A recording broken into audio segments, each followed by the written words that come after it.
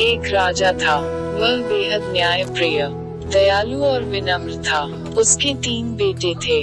जब राजा बूढ़ा हुआ तो उसने किसी एक बेटे को राजगद्दी सौंपने का निर्णय किया। इसके लिए उसने तीनों की परीक्षा लेनी चाहिए। उसने तीनों राजकुमारों को अपने पास बुलाया और कहा, मैं आप तीनों को एक छोटा सा काम सौंप रहा हूँ। उम्मीद करता हूँ कि आप सभी इस काम को अपने सर्वश्रेष्ठ तरीके से करने की कोशिश करेंगे। राजा के कहने पर राजकुमारों ने हाथ जोड़कर कहा, पिताजी, आप आदेश दीजिए। हम अपनी ओर से कार्य को सर्वश्रेष्ठ तरीके से करने का भरपूर प्रयास करेंगे। राजा ने प्रसन्न होकर उन तीनों को कुछ स्वर्ण मुद्राएं दी और कहा कि इन मुद्राओं से कोई ऐसी चीज खरीद कर लाओ जिससे कि पूरा कमरा भर जाए और वह वस्तु काम में आने वाली भी हो। यह सुनकर तीनों राजकुमार स्वर्ण मुद्राएं लेकर अलग अलग दिशाओं में चल पड़े। बड़ा राजकुमार बड़ी देर तक माथापच्ची करता रहा।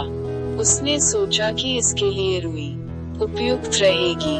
उसने उन स्वर्ण मुद्राओं से काफी सारी रुई खरीदकर कमरे में भर दी और सोचा कि इससे कमरा भी भर गया और रुई बाद में रजाई भरने के काम आ जाएगी।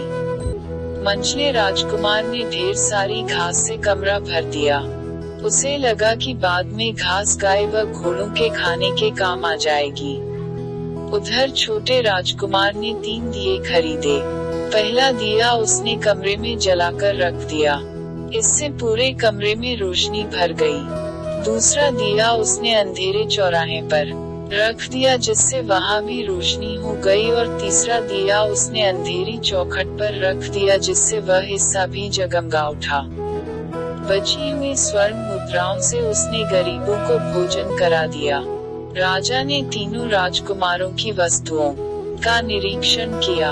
अंत में छोटे राजकुमार के सूझबूझ भरे निर्णय को देखकर वह बेहद प्रभावित हुआ और उसे ही राजगद्दी सौंप दी।